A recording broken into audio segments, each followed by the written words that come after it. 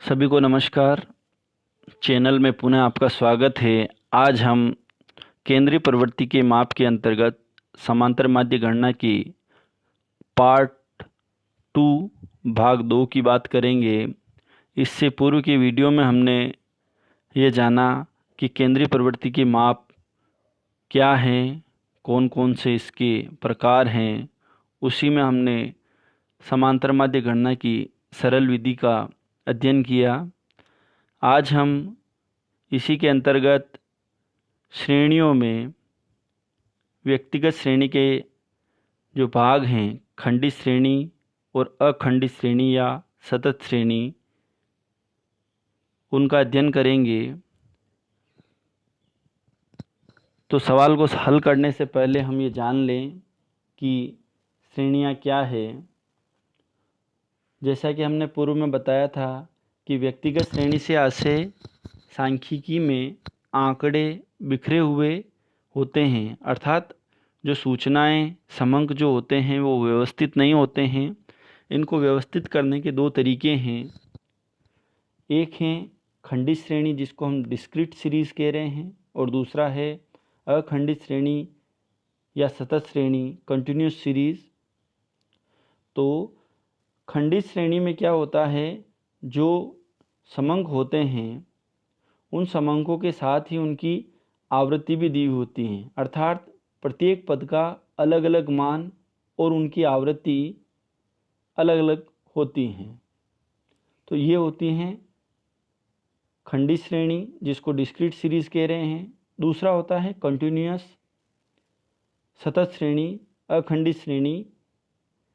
इसमें क्या होता है, जो पदमूल्य दिए हुए होते हैं वो सीधे ना देकर उनके बीच वर्ग अंतराल होता है, जैसे 0 से 5, 5 से 10, इस तरीके से।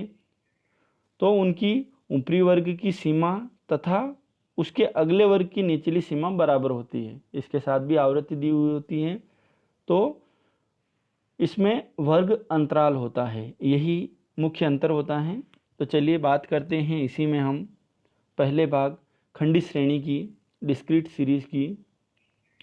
एक काल्पनिक उदाहरण दिया हुआ है समांतर माध्य गणना का, जिसमें पद मूल्य दिए हुए हैं x के रूप में, और उन पद मूल्यों की आवृत्ति या वो पद मूल्य उस सीरीज में कितनी बार आए हैं, उनकी पुनरावृत्ति कितनी बार हुई हैं, वो आवृत्ति फ्रीक्वेंसी के रूप में लिखा हुआ है।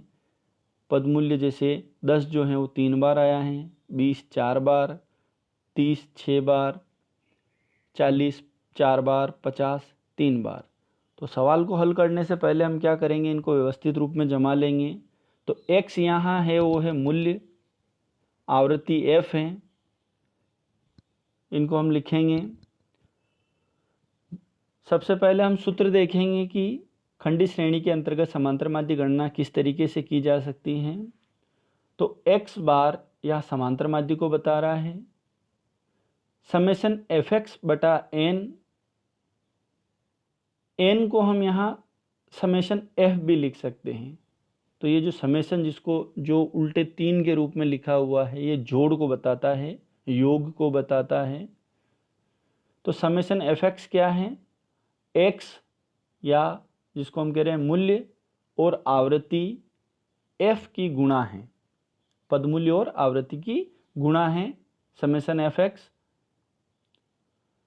तो हल करेंगे हम। तो हल करने के लिए x और f के मूल्यों को गुणा करके लिखेंगे, जैसे 10 इंटू 3 30, 20 इंटू 4 80, और 30 इंटू 6 180, 40 इंटू 4 160, 50 इंटू 3 150। तो समेशन fx है पद मूल्य और आवृत्ति की गुणा का योग, जो हमें मिला है कितना, 600। दूसरा मान हमें चाहिए n, जिनको हम कह रहे हैं आवृत्तियों का योग या समेशन f।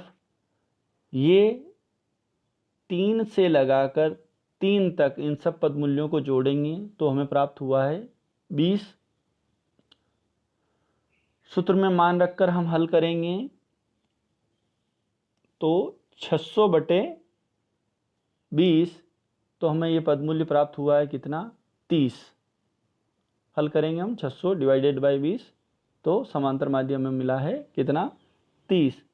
तो इस श्रृंखला का जो प्रतिनिधि मान है वो क्या मिला है अपने को, 30। तो खंडी श्रेणी में हम इस तरीके से सवाल को सॉल्व करेंगे।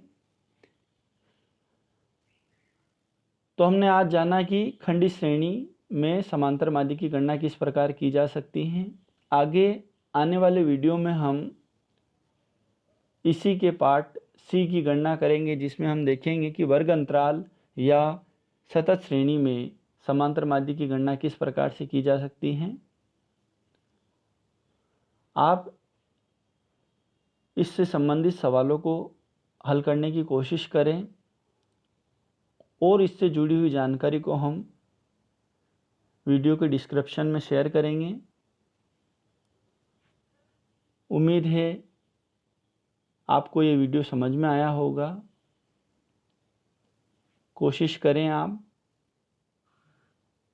अगर समझने में आने में कहीं दिक्कत हो तो आप कमेंट करके ज़रूर बताएं। धन्यवाद।